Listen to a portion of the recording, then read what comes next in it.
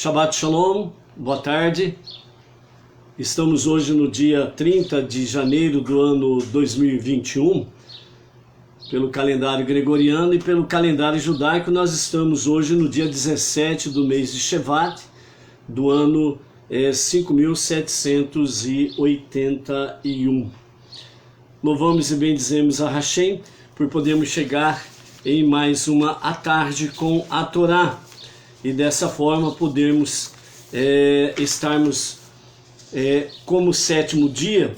Nós estamos na sétima aliá e portanto nós temos aí a nossa conclusão da nossa paraxá desta semana, a 16ª paraxá, Beshalar, onde vimos grandes coisas acontecendo a partir da saída do povo do Egito, entre eles o grande milagre conhecido como a abertura do Mar de Juncos, que ficou popularmente conhecido como a abertura do Mar Vermelho. E hoje, por ser Shabat desta paraxá, então esse Shabat ele é conhecido como Shabat Shirah, que significa o sábado do cântico, o cântico que o povo judeu entoou ao Eterno em gratidão, em adoração, em louvor ao Todo-Poderoso, pela travessia do Mar de Juncos, né? Então daqui a pouco nós estaremos aí falando sobre o Shabat Shirah, o Shabat do cântico, ok? Vamos para a data de hoje, 17 de Shevat, o que consta, né, na história judaica no dia de hoje. Então hoje nós temos na nossa história judaica a festividade de Purim de Saragossa, na Espanha, no ano 1421 desta era comum. Um abjeto complô estava sendo fomentado contra a comunidade judaica em Saragossa, mas os judeus estavam ignorando completamente o perigo iminente. Foram poupados, porém, graças a um punhado de bedéis das sinagogas que agiram num sonho que todos tiveram. A salvação resultante no dia 17 de Shevat foi celebrada pelos judeus de Saragossa e intitulado como Purim de Saragossa. Uma Megilá, um rolo, foi escrito descrevendo os detalhes desse milagroso acontecimento, e até hoje este rolo é lido em algumas comunidades em Purim de Saragossa. Eles deram esse nome, né, de Purim de Saragossa, lembrando dos dias de Esther e Mordecai, quando houve realmente o grande milagre em que os judeus foram salvos devido às artimanhas, né, de Haamã. Haamã, ele foi um descendente de Amaleque. 500 anos depois de Amaleque, Haamã, ele continuava trazendo no mais âmago do seu ser o ódio contra Jacó e os seus descendentes. Então Haamã queria destruir realmente os judeus ali na Pérsia, que hoje conhecemos como Irã, e a mesma coisa, semelhantemente, aconteceu com os judeus na Espanha em 1421. E pelo grande milagre que aconteceu, em que os judeus foram salvos daquele perigo iminente que a comunidade ali em Saragossa, na Espanha, estava correndo, no perigo inclusive de muitos judeus serem mortos ali. E houve um grande milagre também, e dessa forma, né, a comunidade judaica em Saragossa foram salvos. Então por isso que ali eles colocaram o nome de Purim de Saragossa, a sorte, né, ou as sortes em Saragossa. E dessa forma o povo teve a salvação por parte do Todo-Poderoso. Hoje é o Shabat da canção, e a leitura dessa semana da nossa paraxá Beshalar fala-nos, depois da passagem pelo Mar de Juncos, a canção do mar entoado pelos filhos de Israel, quando foram libertados do Egito. E quando o mar de juncos se abriu para eles passarem, e então afogou os seus perseguidores, os egípcios. Por causa disso, esse Shabat é chamado de Shabat Shirah, ou Shabat da canção, né? Então nossos sábios nos dizem que os pássaros do céu juntaram-se aos nossos ancestrais, enquanto era entoada esta canção de louvor a Deus.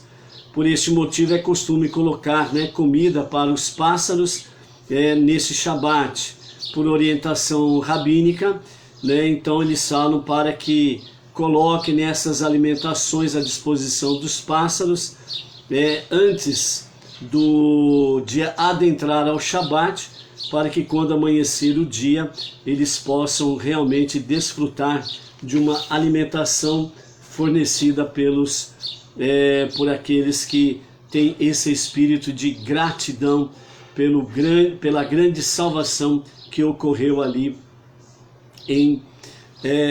na travessia do mar de juncos, ok? Vamos para a nossa gota de sabedoria do nosso Rebbe Menachem Mendel. Assim nos diz o nosso Rebbe: as dificuldades da vida são a maneira que o mundo material tem de acenar-lhe. Purifique-me e eleve-me. Elas se lhe apresentam sabendo que você é capaz de enfrentá-las, e assim cumprirão o propósito de sua existência. Então, as dificuldades da vida, elas são realidades, não temos como fugir a essa realidade. Então, se você espera nesse mundo inferior sombra e água fresca, não vai encontrar, porque realmente as dificuldades da vida são realidades para qualquer ser humano. Dessa forma, o Eterno permitiu que o mundo material, esse mundo inferior, esse mundo pela Kabbalah chamado mundo de Asiá, que é o mundo da ação, que apresente para você realmente essas dificuldades. E a mensagem que há por detrás disto, na realidade purifica-me e eleve-me. Né? Elas se apresentam a cada um de nós, porque nós somos capazes de enfrentar e assim cumprimos o propósito de nossa existência. Uma das missões que nós temos aqui é exatamente o quê? De sermos aperfeiçoados pela providência divina, na qual Ele nos dá para nós realmente essas adversidades, essas dificuldades, para que nós possamos sermos purificados e aperfeiçoados no nosso dia a dia. Então, as dificuldades são instrumentos para que nós nos tornemos pessoas melhores. É exatamente nas dificuldades que nós nos abrigamos mais em Deus, buscamos mais a Deus, mais intensamente, e Ele nos dá respostas para que nós possamos aí realmente cumprirmos a nossa missão fundamental. A nossa missão suprema é transformar o mundo no lar de Deus. A nossa missão como seres humanos é de nos tornarmos melhores.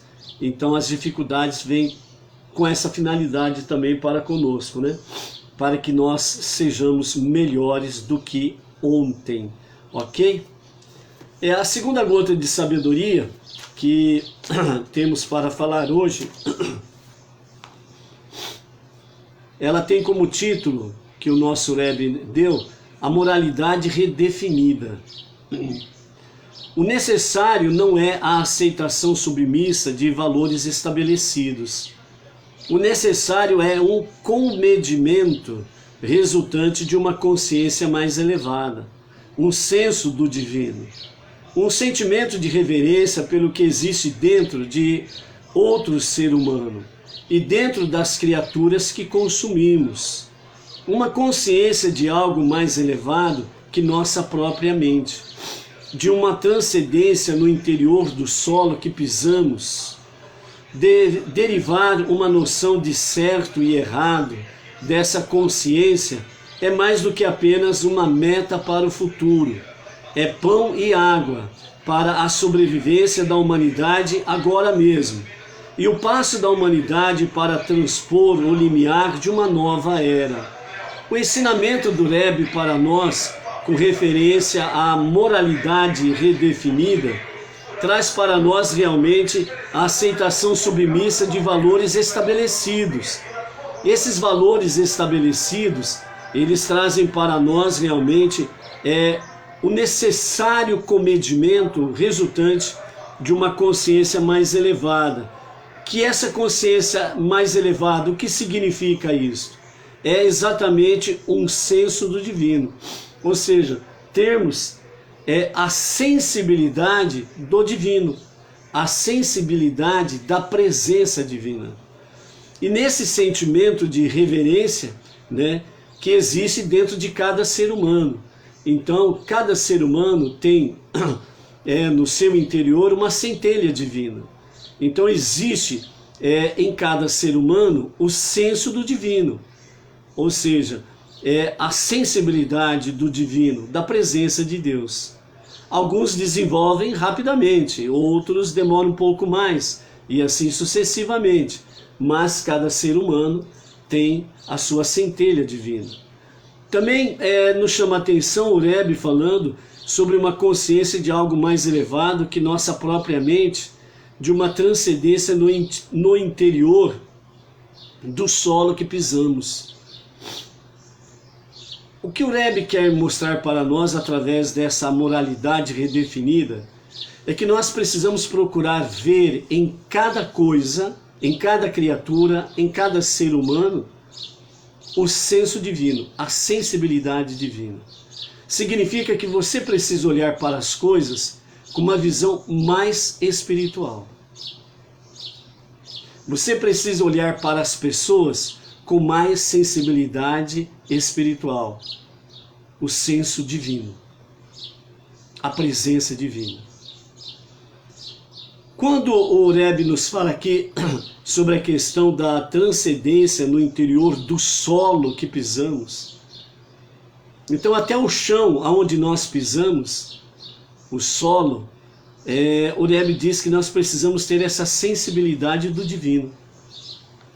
É algo divino você poder pisar este solo. O senso divino nos chama a atenção para que em tudo nós possamos ter essa sensibilidade espiritual. Derivar uma noção de certo e errado dessa consciência é mais do que apenas uma meta para o futuro. É pão e água para a sobrevivência da humanidade, agora mesmo, neste exato momento. E o passo da humanidade para transpor o limiar de uma nova era. Aqui está falando da era messiânica, a revelação de Mashiach. Então é esta moralidade redefinida que o Rebbe vem trazer para nós, nesta gota de sabedoria, vem mostrar para nós que nós precisamos transcender no interior de todas as coisas. Significa que você precisa olhar para o reino vegetal, o reino mineral, você precisa olhar para o ser humano, tudo aquilo que você possa ver, você precisa olhar com um senso divino, sensibilidade divina. Aí você pergunta, por quê? Eu preciso olhar para todas as coisas e para todo ser humano, reino vegetal, reino animal, reino mineral, o ser humano, a criatura humana. Eu preciso olhar para todas essas coisas, transcender, ir além daquilo que os meus olhos estão vendo, ir além deste limite, com uma sensibilidade divina. Por quê? Aí você precisa retornar em Bereshit. Você precisa retornar no princípio. onde se fala da criação. Quando você vai em Bereshit, no princípio, e você vê lá, e você aprende que Deus disse, e assim se fez. Eis que Deus falou, e assim foi criado todas as coisas. Segundo os nossos sábios, dizem que o Eterno, ele criou todas as coisas usando as 22 letras do alfabeto hebraico, com 10 palavras. Ou seja, tudo que existe foi criado pelo poder da palavra de Deus. E porque todas as coisas foram criadas pelo poder da palavra divina, todas as coisas têm uma centelha divina. O reino vegetal, o reino mineral, o reino animal e todo ser humano, tudo que você vê, o solo que você pisa, tudo foi criado pelo poder da palavra divina. Por isso, em tudo existe uma centelha divina. É nesse sentido que o Rebbe, ele vem dizer para nós que nós precisamos ter a nossa moralidade redefinida, que nós precisamos olhar para as coisas de uma forma mais divina, mais espiritual.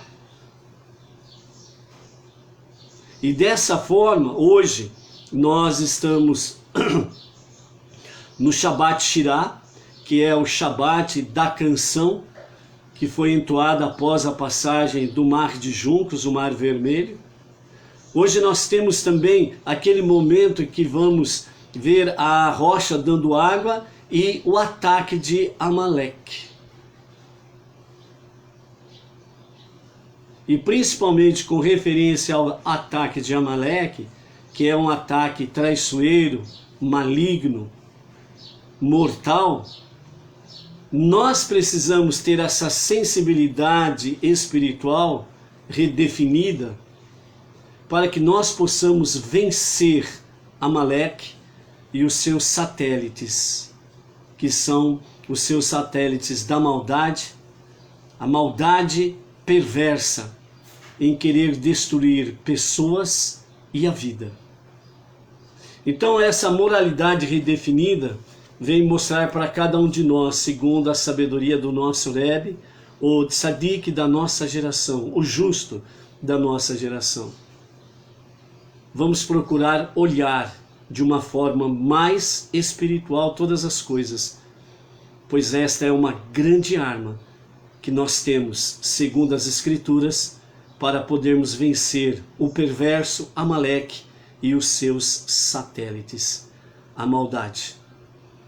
Então, que estas mensagens estejam firmes em cada coração e que em tudo nós possamos aí sermos vencedores pela visão espiritual que o Eterno concede a cada um de nós, ok? Hoje, como nós estamos no Shabbat Shirah, o Shabbat da canção, e nós vimos aí que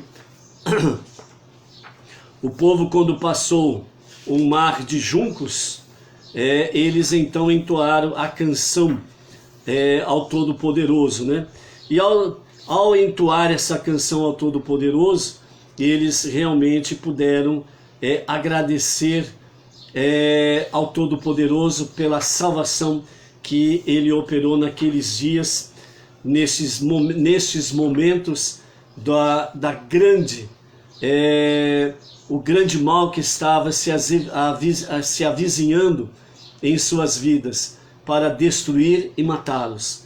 Então, quando ele abre o mar e ele constrói 12 túneis para que as 12 tribos passassem cada uma por um túnel e chegasse na margem mais ao norte e pudesse realmente ter essa salvação de Deus, enquanto o inimigo foi e caiu realmente no mar de juncos, onde eles foram afogados, e dessa forma eles não alcançaram o objetivo de destruir e matar o povo de Deus. E então o povo cantou, e o povo entrou ao Eterno, sem sombra de dúvidas, uma grande e maravilhosa canção, o qual os nossos sábios dizem que realmente o próprio Deus parou para poder ouvir. E segundo os nossos sábios falam que junto com o povo, quem ajudou a entoar a canção ao Todo-Poderoso, segundo os nossos sábios dizem que os pássaros, as aves, elas vieram e ficaram junto do povo, cantando junto com o povo uma canção de louvor, adoração e gratidão ao Todo-Poderoso por esta grande salvação que ele operou ali naquele dia. Isso está registrado no capítulo 15 do livro de Êxodo, Shemot, onde nos fala realmente desta canção preciosa, essa canção maravilhosa que foi entoada ali. E os nossos sábios trazem para nós sobre essa questão do Shabbat Shirah, o Shabbat da canção, a canção do mar, que sugere exatamente a redenção. Então Moshe cantará com os filhos de Israel. Deste versículo, nossos sábios derivam o princípio da ressurreição dos mortos na era messiânica. Então os nossos próprios sábios, em inúmeras passagens pela Torá, os 5 primeiros livros da Bíblia, eles veem realmente a visão da era messiânica, veem realmente a Torá falando da era messiânica, de Mashiach, a redenção, e entre outras coisas o capítulo 15 de Shemot, que é o capítulo 15 de Êxodo, que é a canção do mar.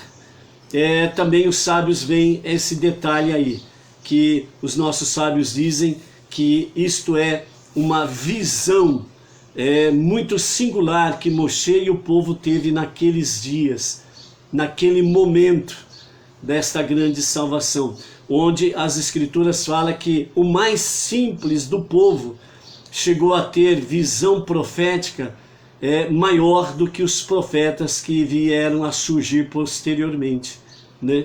Então, dentro disso, né, os sábios veem a ressurreição dos mortos na era messiânica, quando Moshe e o povo judeu se erguerá e entoará louvores a Deus.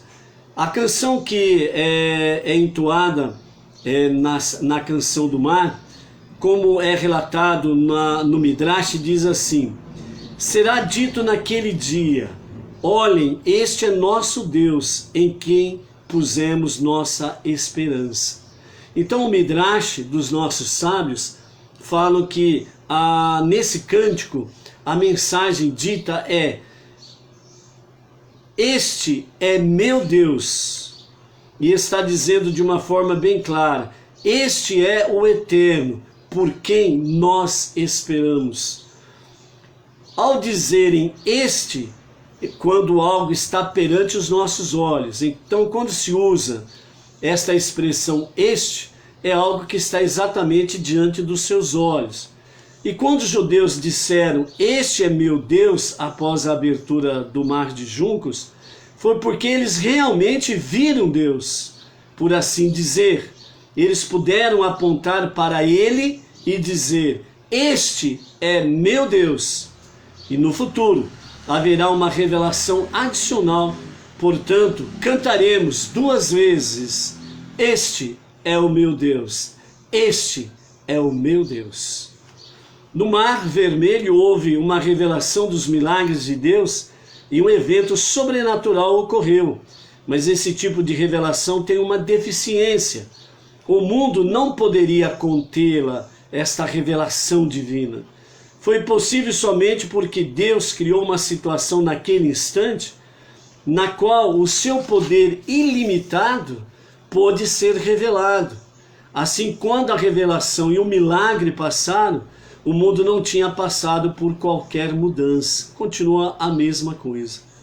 Porém, há um segundo tipo de revelação, Quando a essência do mundo é revelada pelo que realmente é, a energia divina, esta é a revelação do mundo, a energia divina. Por quê? Porque o mundo, o universo, ele foi criado pelo poder da palavra divina. Isto é, energia divina. E Deus revela que as próprias leis da natureza e até todo o mundo material serão pura divindade. Ou seja, nos dias de Mashiach haverá redenção, que é a redenção final, onde todas as coisas serão curadas, saradas, né? Não haverá mais morte, doença, inimizades, guerras e por aí afora vai. Onde os animais estarão numa harmonia perfeita, né? O leão vai passear, vai pastar junto com a ovelha, as serpentes estarão junto com as crianças e nada de mal acontecerá às crianças, e assim sucessivamente. Ou seja, a revelação do mundo real. Então o mundo que nós estamos vendo, ele não é o que ele é, mas nós o veremos como de fato ele é. E o que de fato ele é? Energia divina, presença divina 100%, no sentido de que aquilo que nós estamos procurando, como disse o Rebbe, na nossa moralidade redefinida, procurando olhar as coisas de uma forma mais espiritual. Então, na redenção de Mashiach, nós iremos contemplar isso de uma forma mais plena. E depois, quando chegar o fim da era messiânica, onde teremos a entrada para o Olam Rabá, que é o mundo vindouro, a vida eterna, neste mundo aqui, totalmente redefinido, ou seja, energia divina pura, então, de fato, nós veremos todas as coisas como elas de fato o são, divinas, energia divina pura. Então, a vantagem desse tipo de revelação é que está dentro das limitações do mundo, é a verdade do próprio mundo. Quando essa verdade é revelada, é como solucionar um mistério, pois assim que o mistério é revelado, não é mais um mistério. Similarmente, uma vez que a divindade intrinsecamente dentro do mundo é revelada, então não pode mais ser escondida, e todos veem que Deus dirige e completa o mundo inteiro. Por isso essa nossa redefinição da nossa moralidade no sentido de ver as coisas é importante para podermos trazer mais luz divina nesse tempo presente. Então esse tipo de revelação, o descobrir que tudo que está oculto ocorrerá na futura redenção. Sobre Shabbat Shirah, o Shabbat da canção, nossos sábios dizem que durante a travessia, quando o mar se abriu, os pássaros uniram-se aos nossos ancestrais, enquanto era entoada esta canção de louvor a Deus, que está registrado no capítulo 15 de Êxodo. Por esse motivo, antes do início de Shabat, é costume para o mundo explicitamente judaico colocar comida para os pássaros, né? Então, para os judeus propriamente dito, antes de começar o Shabat, na sexta-feira à tarde, eles já providenciaram no entardecer de ontem, né, recipientes onde eles colocaram alimentação para os pássaros, para que eles pudessem se alimentar ao amanhecer do dia. Segundo os nossos sábios dizem que eles colocam ali para comer, né, um trigo sarraceno, que é uma comida especial para os pássaros. Uma recompensa no dia de hoje é dado para os pássaros, porque eles somaram-se com o povo judeu na canção Junto ao Mar. Ok? Então este é o nosso Shabbat Shirah, o Shabbat da canção. Ok?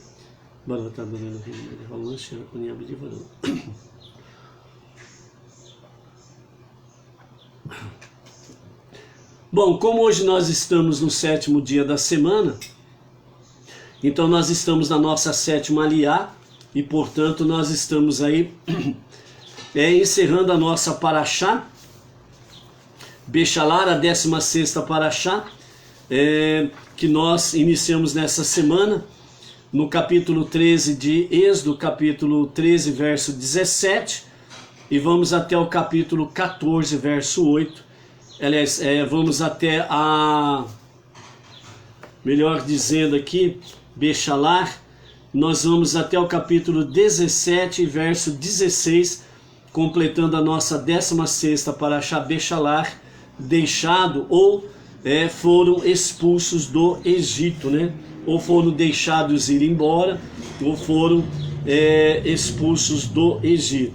Então a nossa 7ª Aliá, ela está no capítulo 17, verso 1, e vamos até então no encerramento do nosso da nossa Parashá, que é o versículo 16. Então capítulo 17, verso 1 ao 16, com os comentários de Rashi.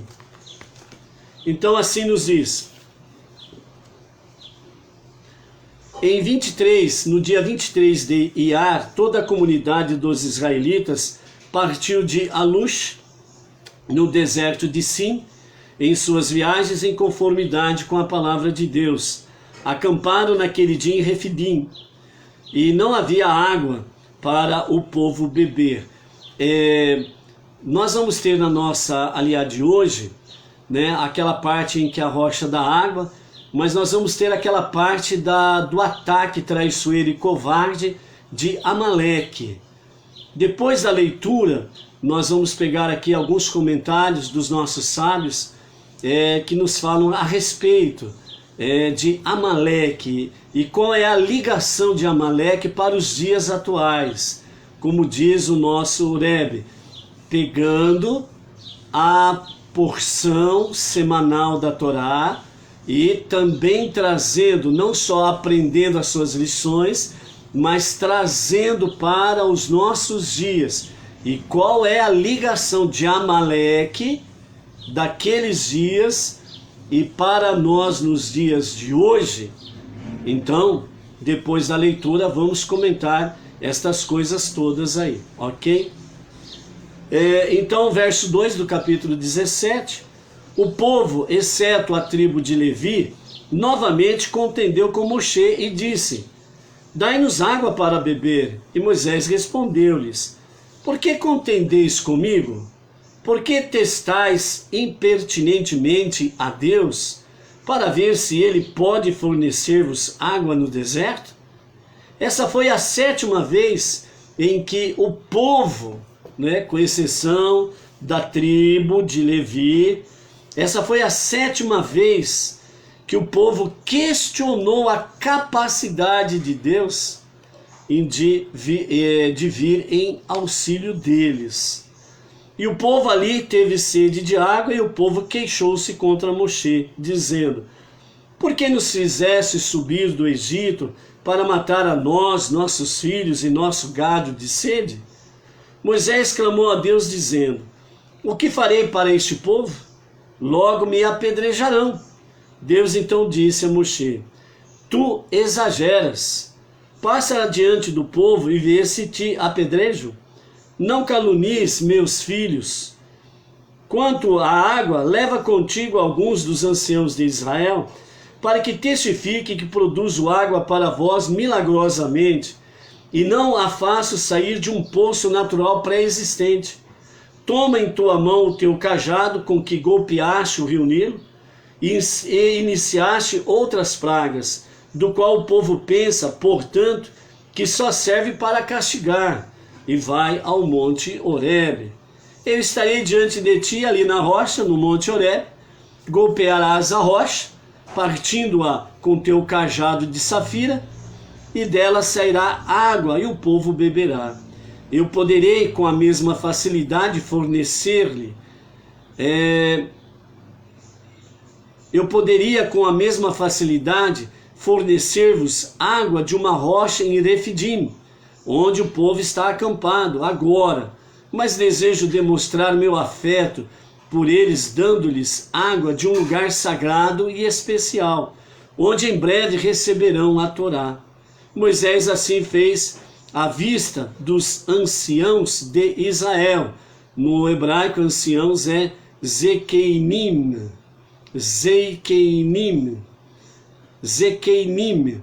né? O Zaquim, né? O ancião. Essa rocha milagrosamente passou a fazer as vezes do poço, seguindo com o povo em suas viagens subsequentes, de maneira que desse ponto em diante não lhes faltou água, até que a rocha desapareceu. Embora tenha sido Moshe quem transformou a rocha em poço, foi pelo mérito de Miriam, a sua irmã, que ela continuou a fornecer água. E ele deu em Refidim o lugar onde o povo se queixou, o nome adicional de Massá e Merivá.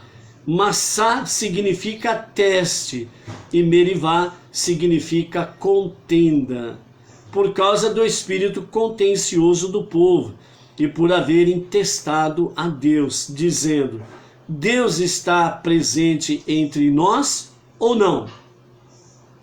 Então, aqui nós temos, nesse verso 7, a expressão que a Torá nos traz, que o povo testou a Deus. Isso é um perigo terrível.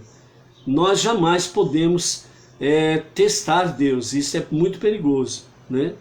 Então, quando o livro de Provérbios diz: provai e vede como o Eterno é bom, não está dizendo no sentido de testar a Deus. Esse provar significa assim: desfrute da bondade divina, né? Então, realmente Deus, ele é bom. Então, por isso, Salomão, ele escreve lá em Provérbios: provai e vede como o Eterno é bom. Isso é desfrutar do favor de Deus. Verso 8, aqui nós vamos começar a adentrar na questão de Amaleque. Então vamos lá. 17, verso 8, com os comentários de Rashi. O povo questionara a Deus se Deus estava entre eles, cuidando deles com afeto. Lembrem-se que sempre toda a reclamação que o povo fez contra Moshe, né, realmente nesse sentido aí em que nos fala a Torá, que foi questionar a capacidade de Deus de vir em seu auxílio, sempre houve uma resposta, sempre houve uma consequência, ou vamos dizer assim, sempre houve um efeito colateral. Então, nós temos aqui a sétima reclamação, o sétimo questionamento em que o povo fez, com exceção da tribo de Levi, com exceção desta, o povo simplesmente fez o quê? O povo reclamou, né? Dessa forma murmurou, e então eles questionaram a capacidade de Deus de vir em auxílio. Vamos ver agora a consequência disto. O povo questionara se Deus estava entre eles, cuidando deles com afeto. Isso foi depois que Deus milagrosamente e amorosamente lhes forneceu comida, água e abrigo, em vez de pão comum. Ele deu-lhes o maná celestial, em vez de água do lenço freático, deu-lhes água de uma rocha do monte Sinai, e abrigou-os com as nuvens de glória. Pôr em dúvida o cuidado e o afeto de Deus era um ato extremamente insolente, que exigia resposta drástica. A fim de demonstrar aos israelitas que ele realmente está sempre pronto para vir em seu auxílio, Deus encorajou a nação de Amaleque, que até então tinha tanto medo dos israelitas, quanto todas as demais nações, a atacá-los para que tivesse de pedir a sua ajuda, e ele responderia imediatamente. Amaleque foi e lutou contra Israel em Refidim. Eles atacaram os homens espiritualmente fracos, que por terem pecado haviam sido expelidos pelas nuvens, e eles estavam desprotegidos. Os amalequitas seduziram esses homens israelitas espiritualmente mais fracos, para que mantivessem relações carnais com eles, e depois os mataram. Em seguida cortaram os órgãos reprodutores de suas vítimas e jogaram-nos para o céu, zombando do mandamento da circuncisão, gritando para Deus: aí está o que querias. O principal discípulo e ajudante de Moshe era Oxéia, filho de Num, a quem Moisés mais tarde daria um novo nome. Lá na frente ele vai passar a chamar de Yehoshua, normalmente conhecido como Josué. Moisés disse então a Josué: embora a maioria de nós seja protegida dos ataques pelas nuvens que nos envolvem, devemos defender aqueles de nós que não o são, repelindo estas investidas. Não recebi instruções específicas de Deus para fazer isso, mas o fato de termos sido atacados agora é evidência clara de que Deus nos abandonou temporariamente, a fim de mostrar-nos que Ele virá em nosso auxílio quando precisarmos dele.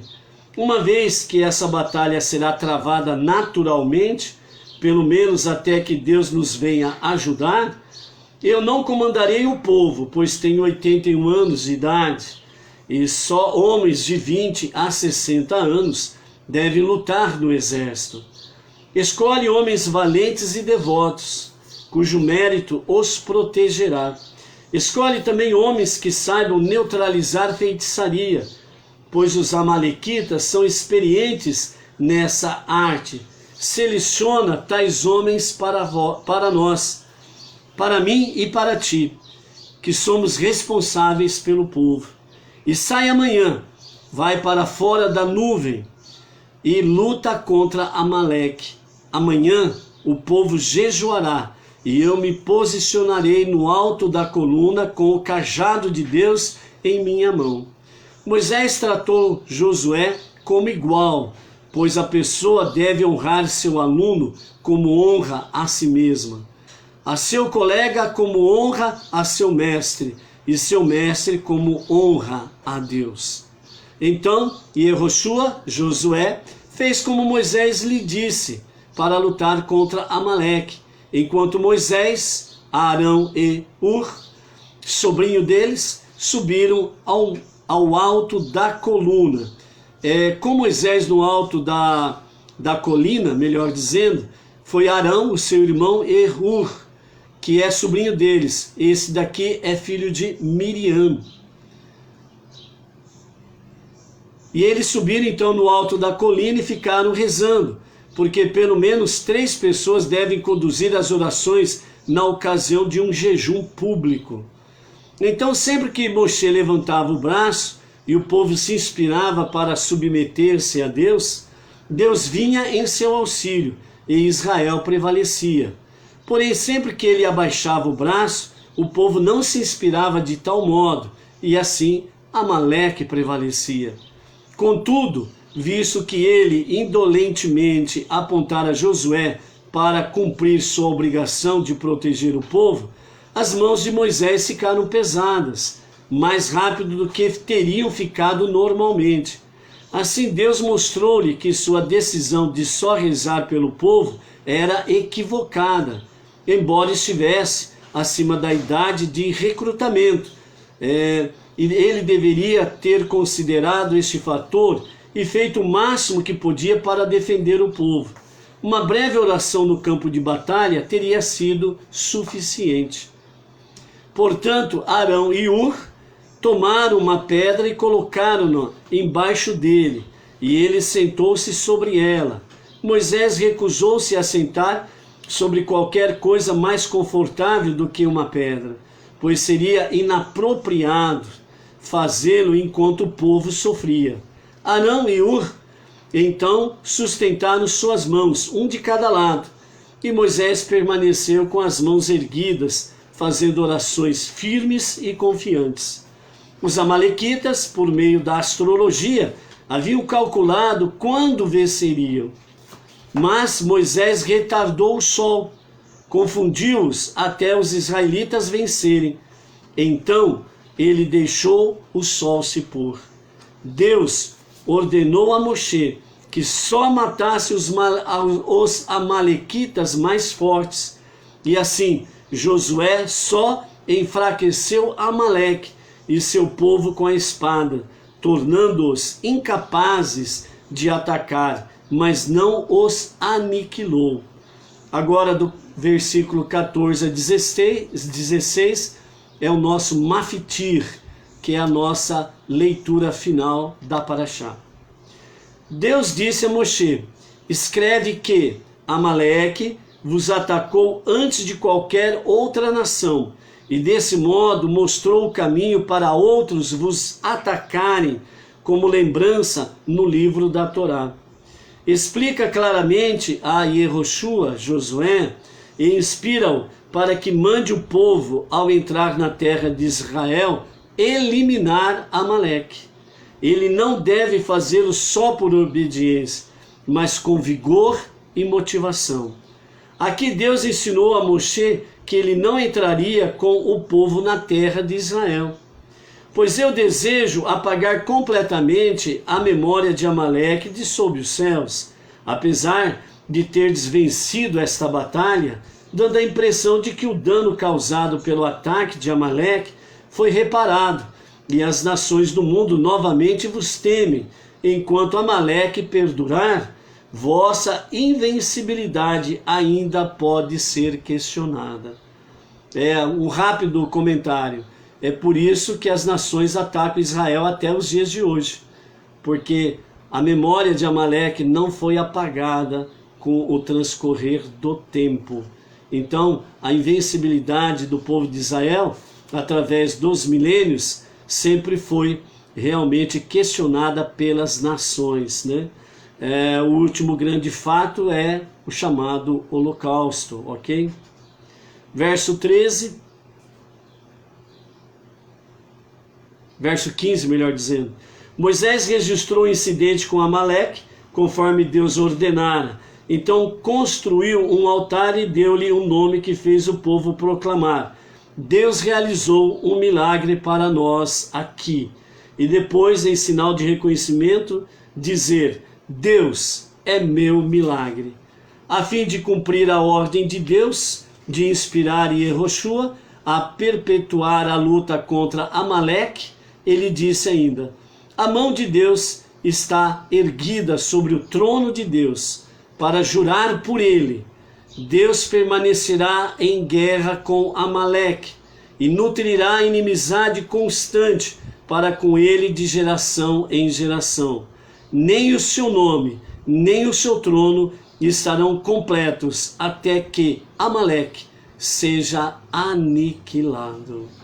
Ou veja bem, né, amados, que nem o nome, nem o trono, né, de Deus estarão completos, perfeitos, né, até que Amaleque seja aniquilado.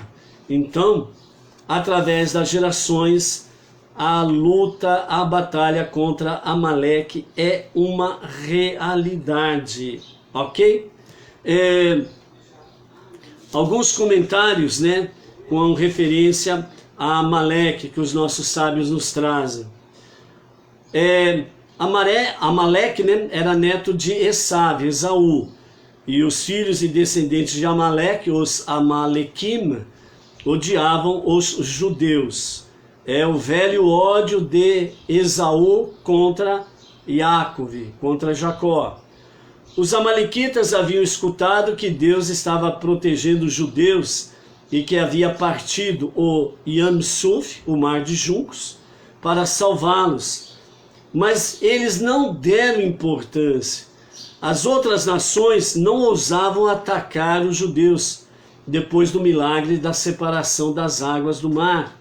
Mas os amalequitas, ou os amalequim, não ligavam e decidiram atacar os Benei Israel, os filhos de Israel.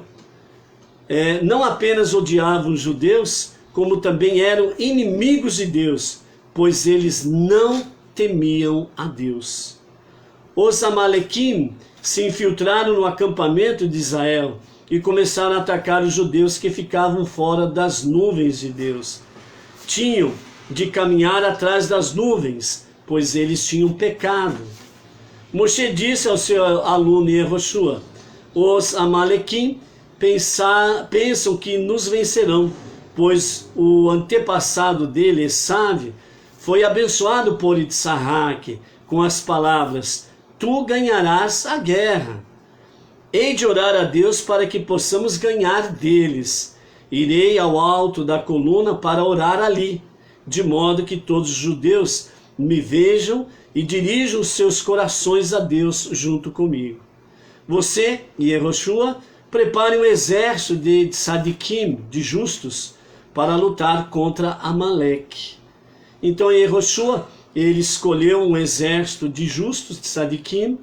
Moshe subiu a coluna acompanhado do seu irmão Arão e do seu sobrinho Ur, filho de Miriam, e ordenou a Bnei Israel que jejuassem naquele dia. Moshe sentou-se sobre uma pedra, elevou as suas mãos aos céus e fez a sua tefilá. Quando o povo de Israel olhou para cima da coluna e viu Moshe, também dirigiam suas orações e corações ao céu. Deus escutou suas preces e fortaleceu o exército de Yehoshua para lutar contra os Amalequim.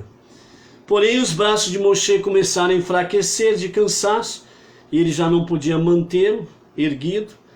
E assim, quando ele abaixava os braços, os judeus ficavam desanimados e prevalecia então Amaleque, porque Amaleque dessa forma era fortalecido, certo? Então Arão e Hur ofereceram ajuda a Moshe, e então eles seguraram um de cada lado os braços de Moshe. E então os judeus viram os braços de Moshe levantados, se inspiraram, elevaram seus corações em prece ao céu, e dessa forma então Amaleque não prevaleceu e o povo judeu prevaleceu. Deus aceitou as tefilote, as preces dos filhos de Israel, e considerou que era um povo santo. Concedeu vitória a Yehoshua e o seu exército. Os Amalequim perderam a batalha e voltaram ao seu país. Deus disse a Moshe: quando os judeus se estabelecerem em Eretz Israel, a terra de Israel, e tiverem seu próprio rei, sua primeira tarefa será lutar contra os Amalequim. Todos os reis judeus deverão combatê-los até que toda a nação seja destruída. Eu também ajudarei a aniquilar os Amalequim, pois são uma nação de réprobos que não me temem. Por que os amalequitas, dessa forma eles agiram e dessa forma eles são encarados?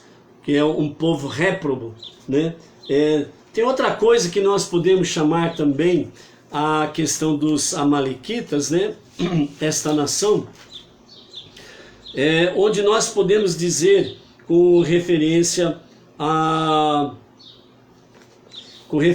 aos amalequitas, onde nós podemos dizer que este é um povo de manifestação daquilo que é a essência do egoísmo, a essência do cinismo e a essência daquilo que é duvidoso. Então, os amalequitas, a finalidade deles é exatamente esta: é fomentar o egoísmo, o cinismo e a dúvida.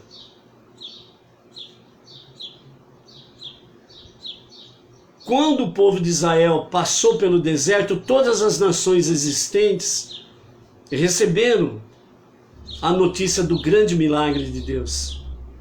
Todas as nações tiveram medo de Israel e viram e ouviram tudo aquilo que Deus fez por eles. Então, em todas as nações havia a expressão de que Deus era em favor dos israelitas. E não havia Deus nenhum que poderia ser comparado a ele para poder afrontar o povo israelita. Mas Amaleque agiu de forma diferente. Mas antes de nós podermos adentrar na essência de quem é Amaleque, aliás, de nós entrarmos nessa essência do ataque de Amaleque ao povo, nós precisamos entrar na essência de quem é Amaleque. E aí nós temos que procurar, nós temos que conhecer a origem de Amaleque. E aí nós vamos então lá em Bereshit, em Gênesis, no capítulo 36 e verso 12, e aí nós vamos ver quem é Amaleque. E quem é Amaleque? Então vamos lá. Tímina. O que nós vamos falar está registrado lá em Bereshit, capítulo 36, verso 12, e mais os comentários dos nossos sábios e de Rashi, como também do nosso Menachem Mendel. Então Tímina, ela era filha de Elifaz. E Elifaz, quem é Elifaz? Elifaz é o filho de Esaú, é o filho de Esave. Quem é Esave? Esaú, irmão de Iacove. Iacove é aquele que recebeu a bênção do primogênito. E Esave, que era o primogênito, ele odiou com todo o seu coração, com toda a sua alma, ele odiou Iacove. E ele fomentou durante toda a sua vida aos seus descendentes odiarem a Iacove e toda a sua descendência. Então Elifaz, filho de Esave, ele cresceu exatamente neste lar, nesta casa, sob a orientação do seu pai, Esaú, certo? Esaú jurou que mataria o seu irmão Iacove.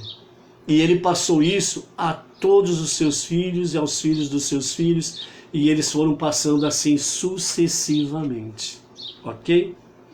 Então Elifaz, ele tem uma filha de nome Tímina.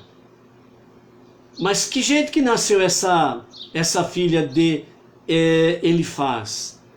Então, Tímina, ela foi gerada por um relacionamento ilegítimo, ilegal.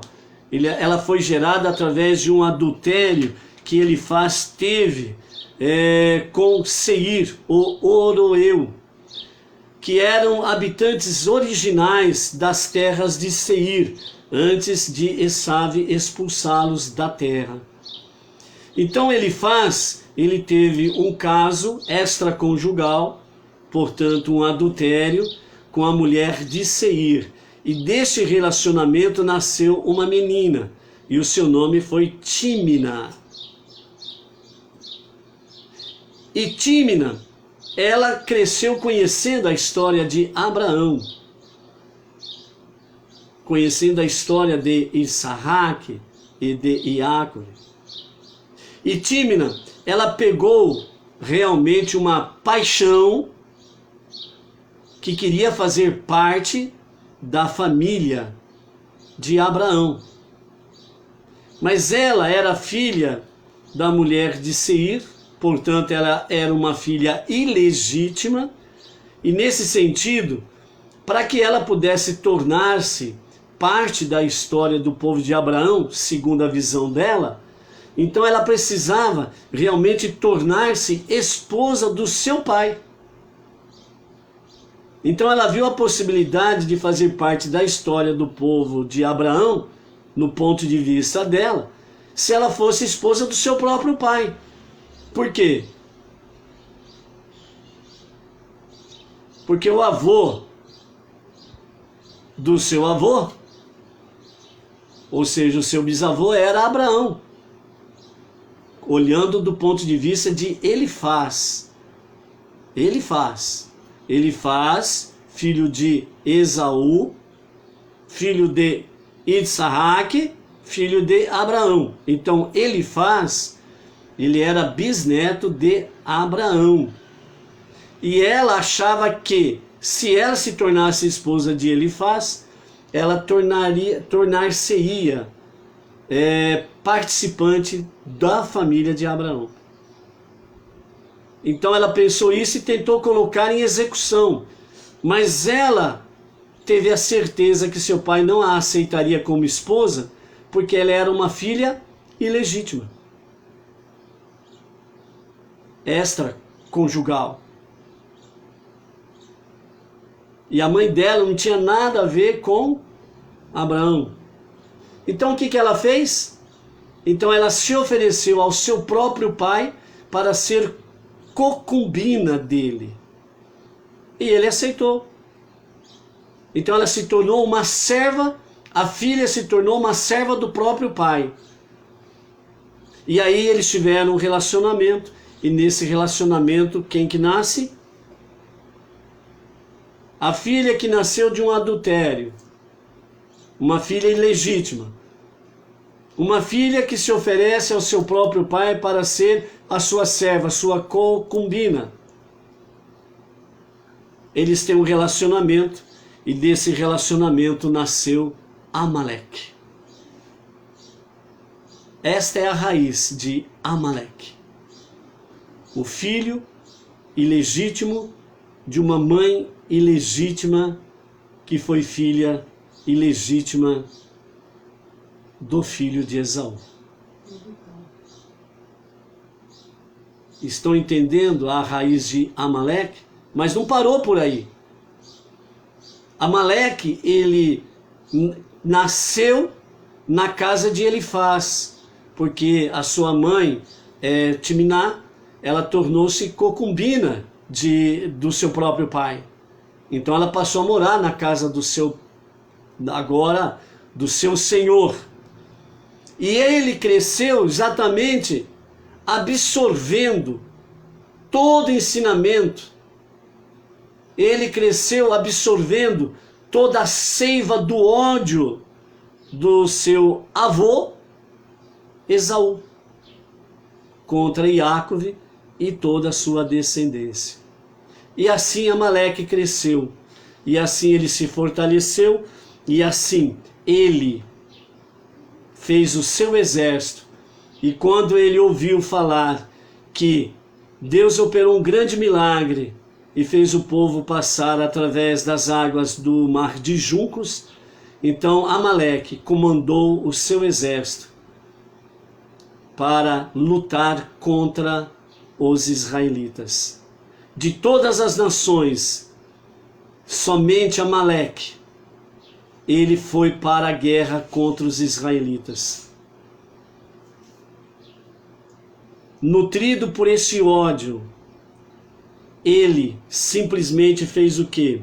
Ele agiu com egoísmo, porque o ódio faz com que a pessoa se torne extremamente egoísta. Agiu com cinismo,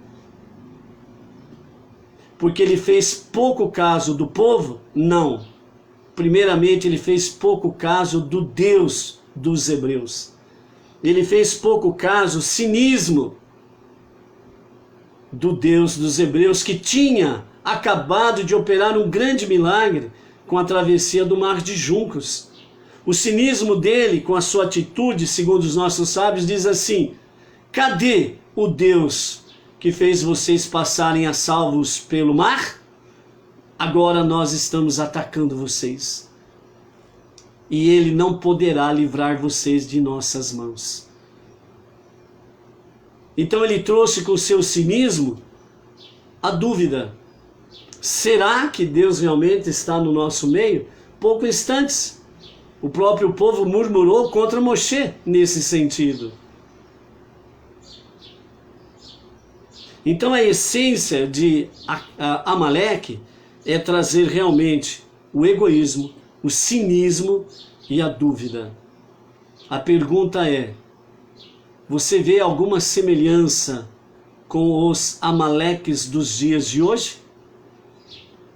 Os governantes, os líderes sobre o povo, eles são egoístas, eles são cínicos, eles trazem dúvidas de que realmente Deus pode te proteger e abençoar?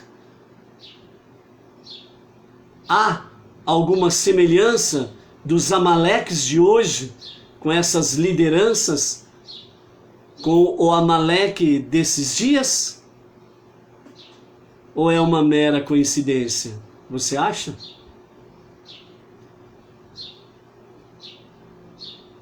Amaleque comandou um exército contra o povo israelita. E junto com ele trouxe o cinismo. Eu estou guerreando contra vocês. Cadê o teu Deus? Onde que está ele? Ele não protegeu vocês, não trouxe salvação para vocês através do mar? E agora estou atacando vocês. Ele vai proteger vocês? Onde? Cadê? Nós estamos fazendo guerra contra vocês. E começou a morrer alguns israelitas. E Moshe disse ao seu discípulo Josué e Yehoshua, que tinha o seu nome até então como Oséia ou Oséias: separa um exército de tzadikim, de justos, devotos, pessoas que temem a Deus, pessoas que confiam em Deus. Por quê? Porque Amaleque e os seus, eles têm os seus feiticeiros. Eles têm o poder de seduzir as pessoas mais fracas para que elas venham agir também com egoísmo, com cinismos, e que venham agir trazendo dúvidas.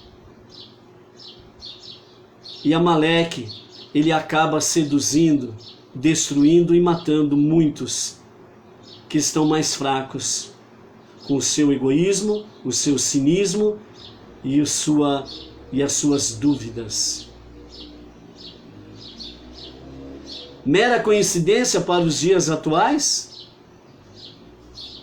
onde determinadas algumas lideranças sobre o povo estão trazendo egoísmo, só pensam neles, tanto é que são corruptos em extremo. Amaleques de hoje, que agem com cinismo, na cara dura, na cara lavada, dizendo-se que são deuses, que somente o que eu estou fazendo para vocês é proteger vocês, o que eu estou fazendo é para salvar vocês, trazendo cinismo, de forma bem clara, que Deus não é nada, que Deus não pode nada. Eu posso, dizem alguns dessas lideranças políticas, alguma das lideranças dentro do campo judiciário, agindo em consonância com esses líderes egoístas, cínicos, depravados, moral, ética e por aí afora vai. Verdadeiros filhos de Amaleque, que não têm temor a Deus, não estão nem aí para com Deus. E eles dizem: só eu que posso proteger e salvar vocês. Por isso, façam o que eu digo, façam o que eu mando. O que eu estou fazendo é para o seu bem, é para salvar a vida de vocês. Eles estão dizendo que simplesmente assim: eu estou no lugar de Deus. Vocês não precisam de Deus, vocês precisam de mim. Um dos filhos de Amaleque, pernicioso, perverso, cínico, depravado, egoísta e que sempre fomenta a dúvida. Deus está com vocês? Se não fosse eu, vocês já estariam mortos, dizem algumas dessas lideranças. Há alguma semelhança com Amaleque daqueles dias e os seus filhos, os amalequitas dos dias de hoje? Não é mera coincidência, não. Mas Moshe orientou Yehoshua, Josué, como deveria lutar contra Amaleque. Por isso que ele disse a Josué: separe homens de Sadiquim, que significa homens justos, devotos, que realmente temem e confiam em Deus.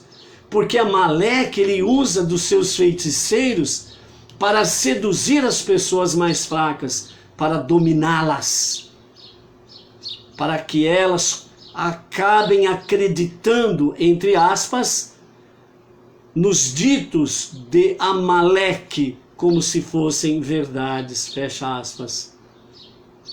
Nós estamos vendo isto diante dos nossos olhos nos dias de hoje. As pessoas estão temendo o homem, estão temendo a certas lideranças políticas, judiciárias, por aí afora vai, como se fossem Deus. Eles estão certos, eles estão falando a verdade, eles estão seduzindo as pessoas a se distanciarem cada vez mais de Deus e acabam obedecendo à sua sedução, ao seu egoísmo, ao seu cinismo e às suas palavras duvidosas. Deus não está com vocês. Se vocês não fizerem o que eu estou mandando, vocês vão morrer. E as pessoas se amedrontam, se acovardam, ficam trancadas nos seus cubículos, nas suas prisões, esperando que esses filhos de Amaleque venham salvá-los. E não tem como salvá-los. A destruição e a morte é a única realidade de Amaleque e os seus descendentes. Eles não querem o teu bem. Eles não querem que você viva. Eles não querem que você se aproxime de Deus. Eles não querem que você se salve, porque eles sabem que a condenação deles é uma realidade. E aquela questão: eu vou para o fundo do poço, mas você vai comigo. Eu vou morrer afogado, mas você vai comigo. Esta é a lei do egoísmo, do cinismo e dos duvidosos, dos filhos de Amaleque. Moshe orientou Yehoshua como fazer para vencer Amaleque. Ele colocou o povo em jejum. Ele colocou o povo para interceder. Ele, Moshe, colocou-se no lugar mais elevado, na colina, onde o povo poderia vê-lo. E enquanto ele estivesse com os braços levantados, o exército de Israel prevalecia.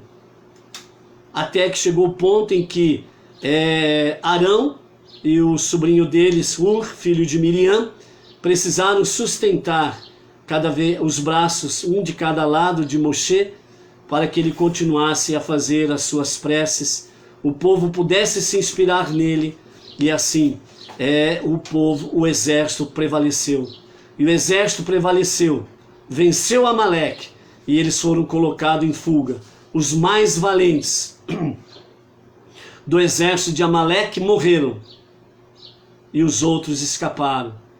E desde então tem proliferado os seus amalequitas através das gerações. E nos dias de hoje não são diferentes os amaleques que nós temos aí entre as nações. Vocês ouviram a notícia aí de que um determinado país já inaugurou um campo de concentração para aqueles que não obedecerem às suas ordens de isolamento? Eles são levados para um campo de concentração lá naquele país lá. Te lembrou de alguma coisa? Esses dias atrás nós lembramos. We remember. Nós lembramos. Holocausto, nunca mais. Campos de concentração, nunca mais. Nunca mais. Nunca mais. Mas teve um país aí que essa semana inaugurou um campo de concentração. E aqueles que saem de casa, vai lá a força policial dele, desse governante, pega o cidadão e leva lá para o campo de concentração. Já pensou isso se estendendo em todos os países? Os amaleques dos dias atuais não estão aí para brincadeira. E eles são fortes e poderosos em seduzir as pessoas. Tanto é que você hoje questiona, meu Deus do céu, quanta gente, quantas pessoas, aonde foram parar as suas inteligências, a sua sabedoria? Aonde? Mas foram seduzidos pelos feiticeiros dos amaleques dos tempos presentes. Moshe ensinou como vencer Amaleque. E é exatamente o que eles não querem que você faça. Se aproximar de Deus. Se aproximar da verdade que é a única que liberta. Os 5 primeiros livros da Bíblia. Conhecido no mundo judaico como Torá e entre as nações como Pentateuco. Exatamente o que os amaleques dos dias atuais não querem que você faça. Aproximar-se de Deus e da sua palavra. Obviamente, dessa forma você se aproximando, você vai se aproximar daqueles que vivem esta fé monoteísta, a crença no único Deus. E Amaleque não tem poderes sobre a sua vida. Então aí é restabelecido a verdadeira ordem divina. 100%, plenamente, só temos um que pode nos proteger e nos ajudar. Somente Deus, o Todo-Poderoso. O único Deus e o único Salvador. Nada se assemelha a Ele. Ninguém pode se associar a Ele. Ele é o único Deus e o único Salvador. Por isso, Ele não é homem e nem filho do homem. Portanto, Ele não nasceu e nem morreu. Ele é o que Ele é. Deus, Criador e Salvador. Qualquer outro que se apresente por aí como Deus e Salvador não está dentro do fundamento bíblico da palavra. É isto que os amalequitas dos dias atuais não querem que você faça. Que você se aproxime de Deus e da sua palavra. Porque isto tira as vendas dos olhos, descortina, e você pode ver, você pode enxergar. E por esta liberdade, você verdadeiramente poderá dizer sempre: Deus, o Todo-Poderoso, o único Criador, Ele não é somente o meu Deus, Ele também é o meu único e suficiente Salvador, e não tenho outro além dele. Este é o momento em que realmente a história da humanidade está em foco e também está no seu limiar, águas divisoras. Amaleque sabe que os seus dias estão contados. Sabe, numa linguagem figurada, sabem muito bem que estão para se afogar e não tem como escapar disto. Mas desesperadamente eles lutam para levar consigo o maior número de pessoas para se afogarem junto com eles. No linguajar simples, para todos entenderem, estes Amaleque, filhos de Amaleque, eles estão dizendo da seguinte forma, abre aspas para eles: eu sei que eu estou condenado e vou para o inferno, mas eu não vou sozinho, você vai comigo, fecha aspas. Agora é você que escolhe se você quer descer ou subir.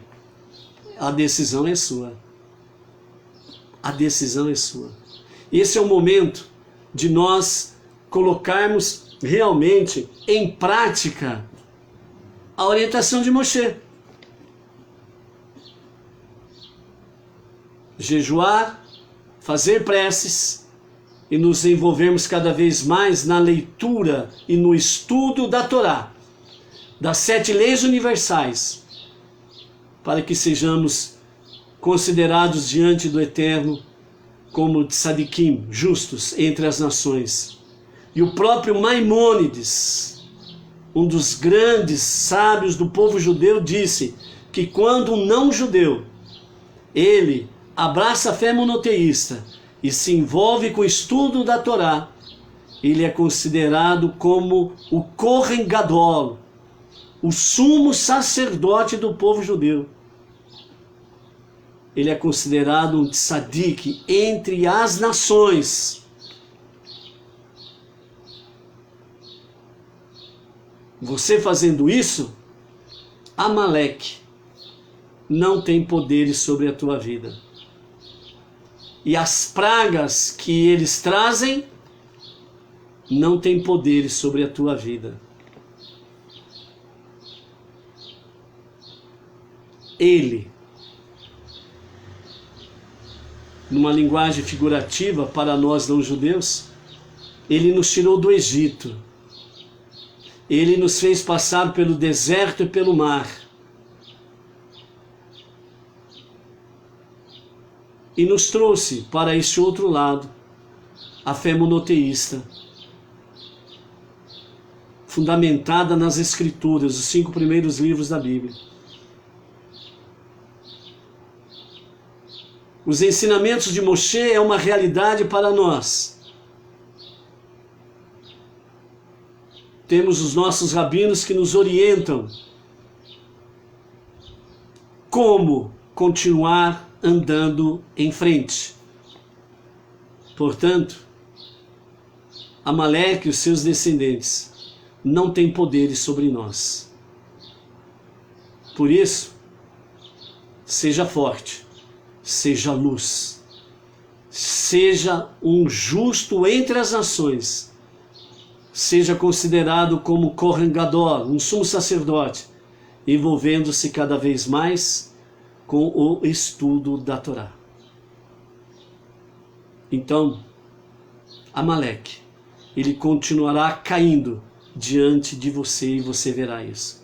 Por isso, nos próximos dias, nos próximos tempos que temos aqui pela frente, não se surpreenda quando você ver os filhos de Amaleque, esses amalequitas, começarem a cair, muitos de forma drástica. Não se surpreenda. Por quê? Porque entre as nações há muitos tzadikim, há muitos justos, que abraçaram a fé monoteísta, que se envolvem com os estudos de Torá e estão trazendo cada vez mais para este mundo a luz divina. E isto faz com que Amaleque seja derrotado no dia a dia. Então, não olhe para o opressor como se ele fosse um Deus. Não olhe para este cínico que estão aí em algumas partes entre as nações, como se eles são absolutos no poder e nada os removerá. Porque se você pensar assim, então você caiu na cilada de Amaleque, onde ele traz o egoísmo, o cinismo e a dúvida. Porque se você pensar assim, então a mensagem de Amaleque se tornou real para você e você foi seduzido pelas artimanhas de Amaleque. Onde está o teu Deus? Ele não te livrou do mar e agora estou guerreando contra você. Onde ele está? Ele vai vir em teu socorro? Ele vai te salvar? Então, por isso, olhe para estes cínicos, enganosos, perversos sobre o povo que estão prestes a cair, porque a palavra divina é a única verdade que prevalece. Eles não prevalecem e não prevalecerão. Que você tenha um findar de Shabat maravilhoso. Que você tenha um início de semana diferente da semana que estamos para findar. Que você tenha uma nova semana olhando com os olhos de Moshe e os olhos de Yehoshua, Josué, a vitória, a proteção divina, e só a Ele toda a glória, só a Ele toda a gratidão, porque grandes e maravilhosas coisas Ele fez, Ele está fazendo e continuará a fazer através dos tempos, em nosso favor, dos que confiam nele. Seja luz, seja forte, seja um exemplo para os mais fracos, para que eles possam subir a colina junto com você, para habitar na presença divina. Shabbat Shalom, um término de Shabbat Shalom com muita paz. Shavuot, o início de uma nova semana debaixo da destra do único poderoso, todo-poderoso e todo misericordioso. Uma semana abençoada debaixo da destra daquele que só Ele tem todo o poder e mais ninguém. E uma semana de grandes vitórias, grandes realizações e grandes conquistas. E até amanhã, às 14 horas, em A Tarde com a Torá. Shalom, shalom.